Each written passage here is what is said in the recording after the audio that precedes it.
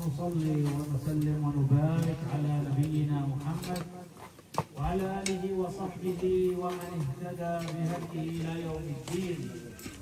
أيها الأحباب، يا أحبتي في الله، إن مقام الحال في مثل هذه المناسبات يتحدث عن نفسه بنفسه، لأن الفاروق عمر رضي الله عنه وأرضاه كان يقول: كفى بالموت واعظا يا عمر.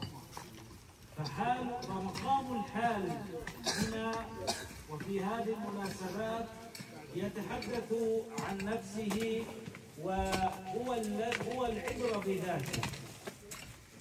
يقول مولانا سبحانه وتعالى: كل نفس ذائقة الموت وإنما توفون أجوركم يوم القيامة فمن زحزح عن النار وأدخل الجنة فقد فاز وما الحياة الدنيا إلا متاع الغرور.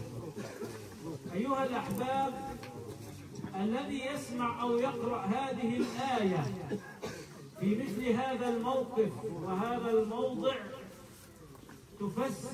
الحال يفسر مقالها: كل نفس ذائقة الموت. لا تنجو نفس من هذا الأمر. وكم من أناس شيعوا إخوة لهم وبعد ساعات كانوا مشيعين، وهذا حدث كثيرا.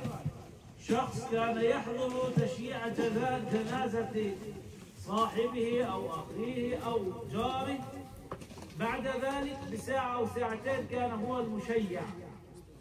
إذا كل نفس ذائقة الموت وإنما توفون أجوركم يوم القيامة فمن زحزح عن النار وادخل الجنة فقد فاز وما الحياة الدنيا إلا متاع الغرور. أيها الأحباب، الحياة التي تنتهي بالموت أو الحياة التي ليس لها خلد أو تخليد إنما تنتهي، فهذه حياة غرور ومتاع غرور. لذلك قال: وما الحياة الدنيا إلا متاع الغرور. متاع زائل، ساعات، دقائق، سنوات. مهما طال بنا الحال ومهما طال بنا المقام لا بد إلا وأن تنتهي هذه الحياة. فهي حياة، بل سماها متاع الغرور. الحياة الدنيا متاع، وهذا المتاع يزول ولا يدوم. لذلك فمن زحزح عن النار وادخل الجنة فقد فاز. الفوز أيها الأحباب أن نخرج من هذه الحياة أو من هذا المتاع بأن يكون سبيلنا إلى الجنة، بأن نزحزح عن النار. ومن زحزح عن النار وادخل الجنة فقد فاز. مجرد أن يزحزح الإنسان عن النار كان هو الفوز، كان هذا هو الفوز. لذلك أيها الأحباب، أجل فالموت أيها الأحباب كتاب مقدر على العباد بل على الخلائق، وكأنه سيف سلط على رقاب العباد ورقاب الخلائق. هذا الموت له موعد وله أجل، ويقدر ذلك عند الله تعالى، فلا يعلم هذا القدر ولا يعمل له هذا الأجل إلا الله سبحانه وتعالى.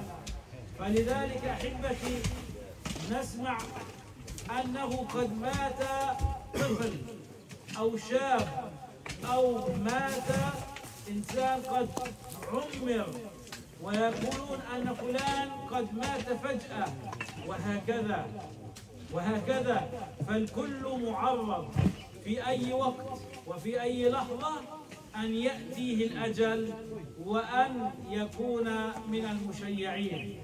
فلذلك أيها الأحباب، هذه الحياة مجرد ممر نمر به من الدنيا إلى الآخرة.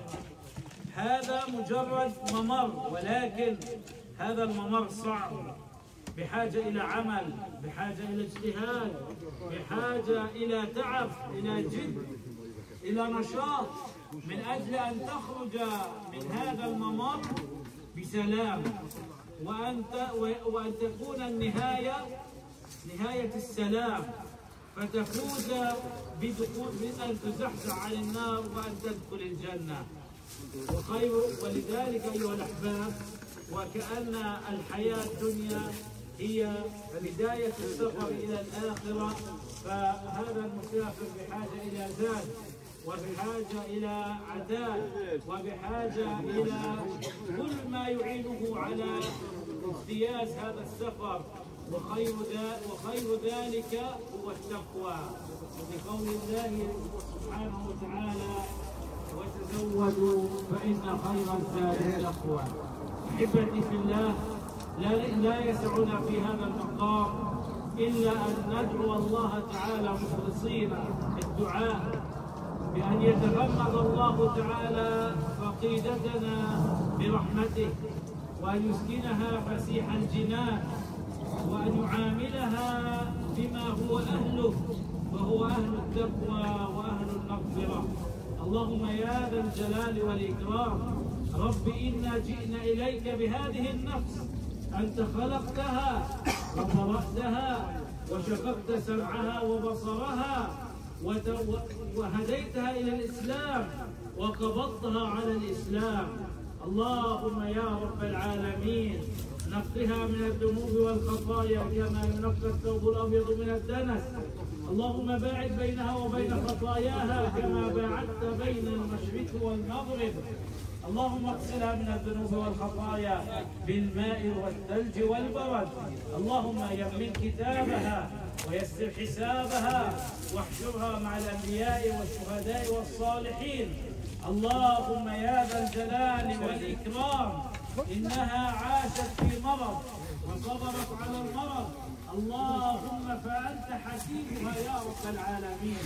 اللهم اغفر ذنوبها، تجاوز عن سيئاتها. اللهم يا رب العالمين بارك لها في حسناتها يا ذا الجلال والإكرام. اللهم أنت أهل التقوى وأنت أهل المغفرة، فاغفر لها ذنوبها عامة. اللهم يا رب العالمين يا ذا الجلال والإكرام اجعل قبرها روضة من رياض الجنة، واسقنا واسق سائر المسلمين شربة من يد نبيك محمد لا نظمأ بعدها أبدا. نهدي في البداية بالنيابة عن أهل الفقيدة وعن أهل هذه البلدة نتقدم بالشكر الجزيل لمن شارك في الدفن وشارك في التشييع والصلاة، ونسأل الله سبحانه وتعالى أن يجعل هذا العمل مثقالا في موازين حسناتكم جميعا، ونسأل الله سبحانه وتعالى أن يثقل الله تعالى بهذا العمل أوزان أعمالكم جميعا. بارك الله تعالى بكم جميعا. كل من شارك والضيوف الذين جاءونا مشاركين، نسأل الله تعالى أن يتقبل منكم جميعا هذا العمل. نهدي وإياكم ثواب قراءة سورة الفاتحة لروحها ولسائر أرواح المسلمين.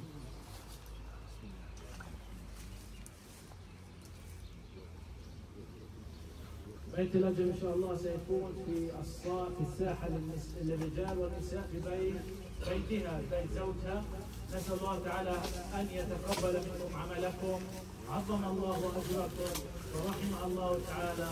بارك الله فيكم جميعا، والسلام عليكم ورحمة الله وبركاته.